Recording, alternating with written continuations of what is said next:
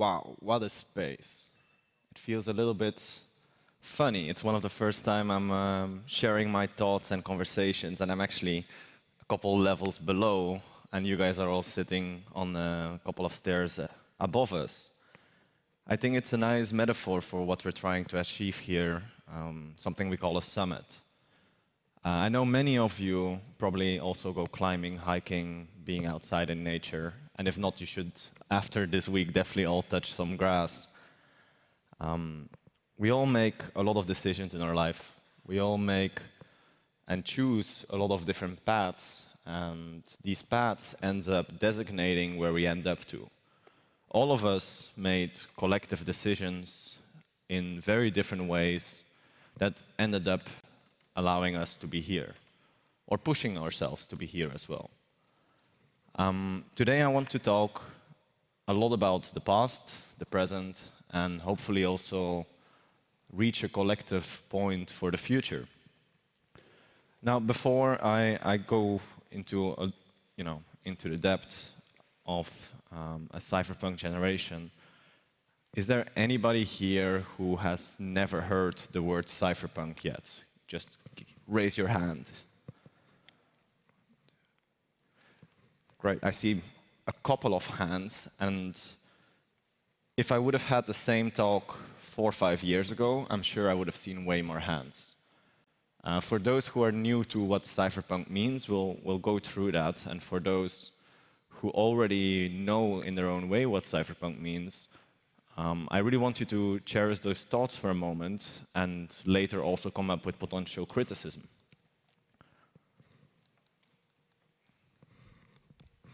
Sometimes we love some technology. Let's go back in time. So, privacy as a human thought, privacy as a human foundation of living, is quite of an experience that only in the 17th century people actively started writing about. We've been able to see the world through a different lens as we've been able to create the environment for us to actually realize that privacy is important. It's not that long that we have the luxury to be able to all, at least a lot of us have the luxury to be able to have our own private house, private room. Back in the times where space was severely limited and we were living in times where we had slavery, we had industrialism, people tended not to care that much about privacy. In the 17th century, Locke started surrounding the principles of privacy that driven to the 18th century where we had Foucault creating opposite of privacy. You all have heard about Foucault's prison, where if you have one singular person standing in the middle watching all the prisoners, suddenly everybody starts feeling surveilled. This surveillance mentality creates our own internal prison. If you're feeling watched, if you have an environment where you expect it to be watched, you live in a constant level of anxiety that makes you adhere to certain norms set up by those who are watching you. This grew further and further, and then in the 19th, 20th century, suddenly we started living in a world where we had a surplus. Let's skip a big step throughout the future, and we end up after the First and Second World War, 1940s, 1950s. Suddenly we had the ability to have a lavish lifestyle. The fridge started working, farming was happening. Our problem was now the West versus the East, instead of needing to avoid landmines and gas bombs falling in our garden. Suddenly we had the ability to create our home, create our foundation, create our own safety. And suddenly we also realized the potential dangers of being constantly watched. In 1948, George Orwell wrote the book 1984. In here is a first mention about Big Brother. Big Brother being an entity, not necessarily a specific person, being an entity that keeps watching what we do, keep watching what you do, what I do, potentially use this against us, potentially create the environment where your actions of today might have repercussions for tomorrow. This image is an image taken during the Cold War between East and West Berlin, which ended up to be the practical playground against the West versus East mentality. Communism versus freedom and capitalism, with freedom under exclamation marks, because we shouldn't forget that the West just as much had their own surveillance mechanisms, Duffelberg, just as much as the East also had their Stasi police. The picture you see here looks suspicious. You would argue these people might be up to something.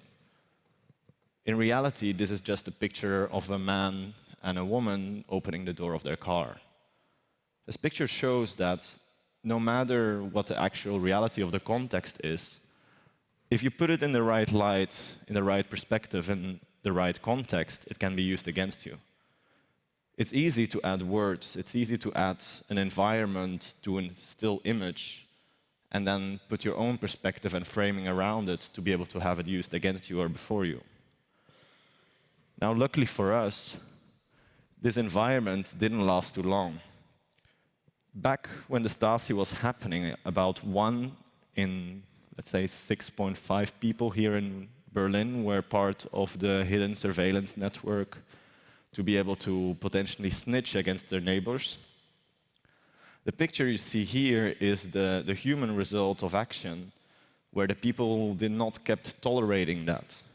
This was taken during the raid of the Stasi headquarters, a museum I would really recommend you to visit if you have time here in Berlin, where the younger generation of that time chose not to take up with that anymore. People chose to not live the lifestyle or the dictatorship in terms of mental surveillance that has been pushed upon them. The wall broke down. People chose not to be afraid anymore. People chose to stand up. Many times in history, people chose to stand up, and many times in history, they have also failed. What's important here is the message that they didn't stand up only against something that was going to be better for themselves. They stood up against something that ended up creating ripple effects throughout the whole of Europe. I would even argue around the whole of the world. Germany is very interesting in terms of privacy. I'm sure we have a lot of Germans in the room today as well, and we have a lot of not-so-German people too. But in the 1970s, Germany published the first digital privacy rights, which was very early. Most people were not even using computers back then. In 1984, funny enough, also related to the book of George Orwell, there was also in Germany the existence of the Chaos Computer Club. Although this was, let's say, definitely a generation before I was around talking and yapping about computers and privacy, it's still a very active movement today that pushes and exists and tries to push the boundaries for technology. You might wonder, why are they still pushing against something when there's no more wall, when there's no more practical as dangerous surveillance, at least here in Germany? Because for these people, at least in my opinion, it doesn't stop with just caring about the problems that there were now back then. Just as well also with George Orwell, with the publishment of the Cypherpunk manifesto, people started realizing, as we all are here, are starting to realize the power of technology. A lot of us in this room here realize this power through us being able to live the lifestyle we work very hard for, and it gives us a level of freedom. The Cypherpunk manifesto by Eric Hux was placed at the ending point of this Cold War battle of East and West. One could argue the battle against East and West on an informational level never ceased, but at least then the USSR started to reduce its resources and started giving up control on some of its satellites. Satellite countries, less the actual satellite in space. This Cypherpunk manifesto, a lot of us have read. If not, I would argue you should. It's a page long. And for all of those who have read it, you might feel inspired, but maybe you also feel a little bit like I do and realizing this is very cool, but how relevant is this? This Cypherpunk manifesto was written, I believe now 32 years ago, if I'm calculating correctly. 32 years ago is older than I am, older than some of us are here. Some of us here lived through that, and they might also be able to argue that the world definitely has changed since then. Which leads us to a more environment where people are still preaching about cypherpunks write code. Who here of the people in this room, who would say that they are part of this cypherpunks who write code? Can I see some hands here? I want for everybody else, please keep the hands up, just look around. It's surprisingly, maybe not so surprisingly for some people, not too many hands. And I think that actually makes sense. In today's world where we are connected with everybody at any given point, suddenly the ability to utilize computing power and encryption models are not limited that much anymore about just writing code. Yeah, you can drop your hands. Sorry, I didn't tell you, but go ahead. Suddenly we have the power of privacy by downloading the right application. Downloading Signal, downloading or utilizing ProtonMail instead of Gmail, it's a mental switch instead of necessarily needing to install a whole private network on your home lab to be able to run a black box system. I would argue that nowadays, when people like you and me have access to computers in our pockets, computers in our home, I would even argue some of us might have computers in our fridges. Not that I think we need those, but we have computers everywhere. We don't need to be as privileged anymore as people were in 1993, in 1970s or 80s, to be able to learn how to use a computer. You know, if you were able to write an encryption model that was practically useful in 1980s, I would dare to argue you were very privileged. And I'm not talking about a privilege in a sense of how we see privilege today.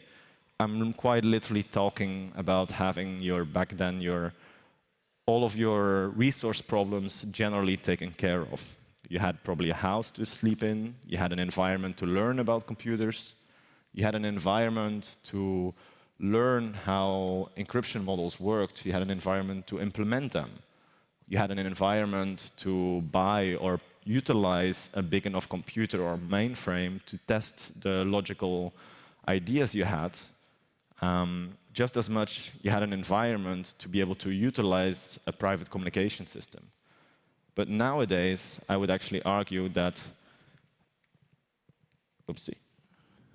the writing code aspect kind of disappears. If you look deeper into the Cypherpunk mailing list, if you look deeper into the general culture dominantly portrayed by Wired with the Cypherpunk manifesto and the manifestation of the publishments of these, you could see and you could argue that it's less about the actual lines of code one should write. It's more about the practicalization of the ideas we have, the putting in practice of the principles you stand for. Who here has pushed anybody in their environment to utilize a privacy tool, from Signal to an encryption model to using any kind of a tool that makes you be more private? Now, I want you to look around again. I see way more hands here right now than I saw hands of people who are actually writing the code or actually writing these encryption or cryptographic models. It doesn't mean that you're not actively writing code, you're not actively participating in this culture. Now, one could ask, what does it mean to then be a cypherpunk, if I would argue that it's not anymore about just the pure manifesto that Eric Hux published? What does it mean to be able to contribute to this movement caring about privacy? I would argue it's all about building. It's about building technology, building network, both network on a human as on a distributed network level, building events, building academic resources, building connections and bridges to different cultures who might not be as privileged as we are today. Building and putting the thoughts and principles we care for into the practical sense. It's something we all can do here. It's not something you need a mathematics degree for. Although, don't get me wrong, it definitely helps in some situations if you want to dive deeper in the nitty-gritty of security. But a lot of the work is not limited by having the right tooling and the right algorithmic models to be able to protect specifically your privacy. A lot of the work is oiling the wheels of our existing political, socio-economical systems to push for these tools, to make these tools and applications look good. What's the point of writing the best security algorithm and encryption algorithm about your data if nobody is implementing it? We live today in the privileged world that, at least within the blockchain industry, we've been able to build with a lot of money, with a lot of people, for quite some time. Without even naming a specific starting point, I would argue at least 10 years of research and development. If we're calculating the papers that's been written in the 80s, even more. We're now more towards the building and creation of that reality where everybody can contribute to. Now, let me get back to the whole everybody contribution level later. Let's first go over what it means, in my opinion, for people to be cypherpunk. And even putting aside that the word cypherpunk is kept being reused and reused due to the reputation the giants gave us and the reputation on the shoulders we're standing to try to make this movement go further. In the end, it's about caring about these 4 points here. Having the right for private communications. It allows you to talk with the people you love without needing to worry that somebody will try to take the vulnerability you choose to share with some people and utilize it for their own purposes. It is also about protecting your own thoughts that you put into the practical world, which might only be intended for a singular person or a singular group of people. If I want to text my girlfriend or a partner of mine a story about how my work was today, I want to be pretty safe and secure that the people I work with don't need to read this. Does that mean that I'm texting bad things?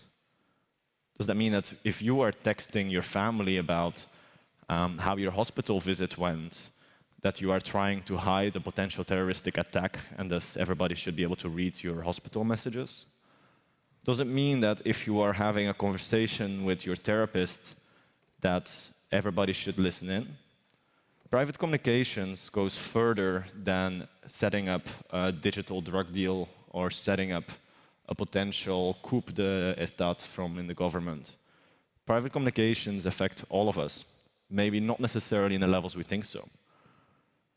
Next to that, and this is something especially in the younger generation, I tend to, with a little brother and a little sister, see more and more about this, is how we are starting to implement and care a lot about anonymity and pseudonyms. Anonymity, we're all aware on how it portrays in and being able to choose not to share, being able to choose to remain unlinkable to your real identity. But now pseudonyms is where things get very interesting. The ability to create, let's say, a digital or physical alter ego under which we can act and move that we might not necessarily be comfortable with linking directly to our personal identity itself. There are a lot of people living in certain regimes. They might not feel legally comfortable in sharing what their actual identity is. I have trans friends of me living in Georgia. I have people who are afraid of a government that might hurt them for who they are. Does that mean that they cannot go somewhere to be able to self-identify and experiment with who they want to be. I have people that I know in real life that operate in our blockchain world under a digital alter ego because they're afraid that they might be a victim of the hammer or wrench attack. I have people who create, I know people who create a pseudonym because they are trying to figure out their own political and social thoughts that they might not feel comfortable yet expressing within their own identity. Having the right to be anonymous and having the right to create a pseudonym, it allows you to experiment. It allows you to push your thoughts to a social boundary that might not necessarily be accepted according to the presence where you are right now. It allows you to push a reset button if things aren't going that well. And I think a lot of us know the power that a reset button sometimes gives us. It allows you to play with the world in the way you believe it should be seen, not necessarily needing to be afraid that these thoughts will follow you in the future back. The anti-censorship is something we see coming in blockchain very nicely. It's hard to shut down a distributed network. It's hard to create a distributed network. But having a promise of anti-censorship allows you, once you've managed to formulate those thoughts, to express them and distribute them to people who are open to hear them. Anti-censorship does not necessarily mean that you have the right to put your thoughts everywhere. It means that you have the right to put your thoughts in a practical sense without people shutting them down. I'm saying thoughts now, but anti-censorship just as well goes to wanting to send money to your family or transactions. Anti-censorship just as well goes to being able to store information that you think is critically important and can potentially secure you from bad actors. Maybe you're a whistleblower and you need to be able to publish something. If you have everything censorable, then you might never be able to publish it. Even if you practically are, sometimes the mental barrier that people come across when they're trying to fight against these systems that we can come across, having a system available that allows you to publish without worry that it's going to disappear becomes more and more important where we live in a world of digital propaganda. The last one, I think, is one of my favorite ones in terms of playfulness. Hiding the hiding. Who here has ever not told somebody about something, but not necessarily lie about it? More like, okay, somebody asks you a question, you move around it a little bit, you hide necessarily the awareness of this conversation to the other person. You can hide the existence of certain topics if they are not being brought up. Because let's be honest, we humans sometimes judge each other based on what we share. If you can hide information or data that other person shouldn't be aware of, you're also not going to get any tricky questions. I'm not going to show my bank account to a random person, and I'm also not going to be telling the person I'm not showing my bank account to a random person. These things can go from very practical and very real in a sense of zero and ones to a more metaphysical level where it's about thoughts and emotions that you might not want to open up a conversation where you're not ready yet.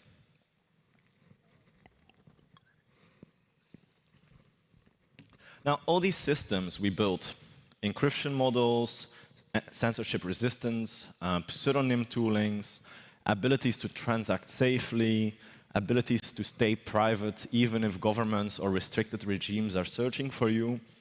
Also, it's a bit of a yin and yang system. We have black hats abusing those systems just as much as we have people using those for their own benefits. We have terrorists using encryption channels. We have pedophiles using the Tor network and VPN systems to stay hidden. We have people utilizing encrypted or pseudonyms to be able to bully other people. We have, sadly, a world where also people tend to abuse the systems we try to build for each other. And often I hear the questions from people that, but what about these people? Should I build this? We see this a lot with now the case that Tornado Cash is going through. A tool that can be used to stay anonymous and hide your personal balance on chain can also be used criminally. It's a big legal problem that one can see. But in the same sense, you could argue that if you have a hammer and you use this hammer to build a house, there's always going to be people who are going to use the same hammer to smash somebody's skull in, to steal their tokens, to, maybe somebody will build a doghouse, maybe somebody will build a sanctuary, or maybe they're going to throw the hammer to a politician that they don't care about. In a world where we live, we cannot ignore that the same tools we have can be used by both good and bad. For me, the utilization of both good and bad is where the core lays of privacy culture. Providing a neutral space, providing neutral tools, providing open source tools, providing neutral applications where people can choose their own designation with how they utilize it is way more powerful than trying to limit certain parties to utilize that. Backdoors do not help the good people either. They only open up more space for us to potentially get abused by the person in power at that point. Luckily for us, there's a lot of good people also using these tools. Journalists in Myanmar, politicians in oppressive regimes that are trying to make a change. We have had people doing successful coup d'état or revolutions without shedding blood. If we look to the Lithuanian revolution in the 90s against the USSR, a lot of them were able to stay alive and keep it peacefully due to them seizing the controls of communication and making it censorship resistant, or being able to share the messages where people wanted to listen to. Having people a VPN to transact safely on sketchy networks allows us to stay safe. It allows you to utilize your internet, your financials, your work, your thoughts, wherever you are, wherever we are. Because sometimes you might not be in such a nice space as where we are today. Sometimes you'll need to protect yourself to be able to literally stay alive. Or sometimes you just don't want the government to know about the spicy pictures you sent to your partner. It goes broad, and it's important we realize that it's not just the bad guys. Now, we are here today. We have a lot of smart people here. We have students, we have professors, we have experts, we have people who are learning. I just came out of the hackathon next to this, where not only people were talking, but 48 hours long actively working on things. We have institutions. I'm sure there's some institutions present here. We have builders. I'm sure there's plenty of builders present here. And we have funders too. We had Waki before talking about funding. We have people here coming with funding. We have Kusama releasing a privacy fund. We have all of these three pillars of making things happen right here in this room. Sometimes it's also to realize that to be a cypherpunk, you fit maybe not into the archetype of engineer. Maybe you are a banker. Maybe you are a banker who cares about privacy. And that's why you are pushing for the funding of privacy. Maybe you are a scholar that might, in the beginning of blockchain, got very much criticized by its professor on the utilization of it. But now you can see it as a distributed network based on algorithmic and encryption principles. Maybe you work as a lobbyist in privacy and you've been pushing to upkeep a certain level of the GDPR. Maybe you work as an industry lobbyist trying to make larger companies care more about privacy. I'm sketching this environment to make us realize we all have a space in the story to upkeep privacy. No matter what you do, no matter how you do it, it's important that you do it. It's important that you collaborate with the other archetypes. If you're a builder, and you can be a designer, you can be a developer, you can be, a lot of different people built in different ways. just as much do you need access to money. And just as well do you need access to resources.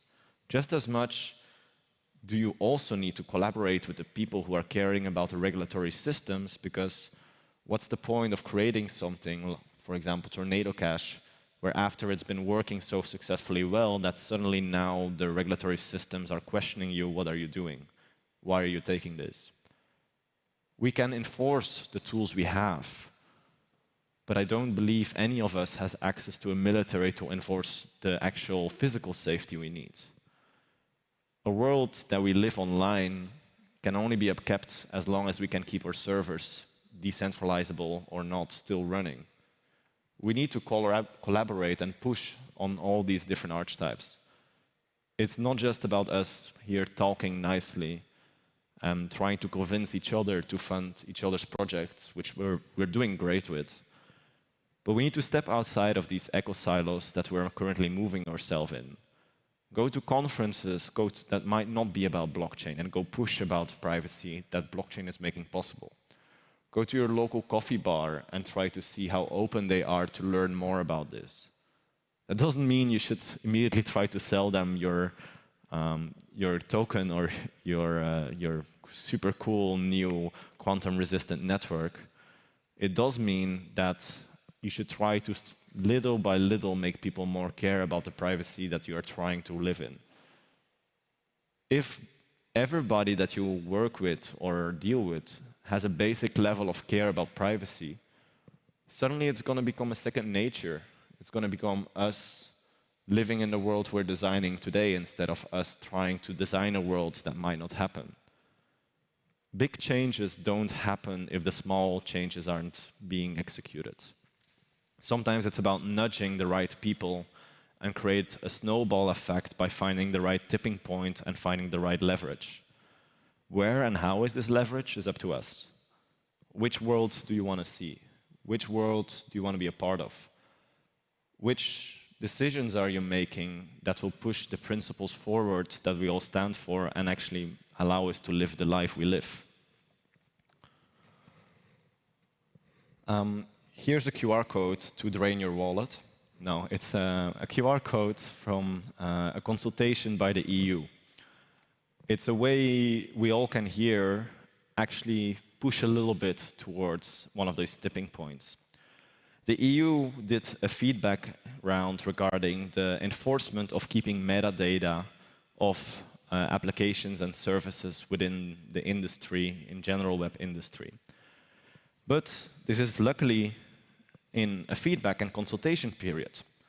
All of us here can provide information and consultation to the lobbyists and politicians of the EU trying to make this legislation.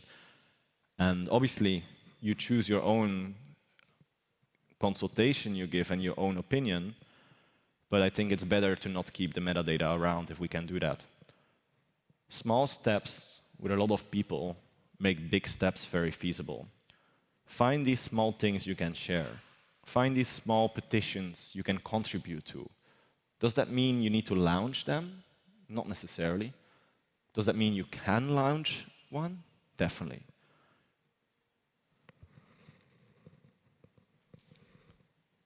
I'm reaching the end of my yapping. I think we are all ready for a Berlin weekend. I hope you all can get a Berlin weekend. We all need privacy.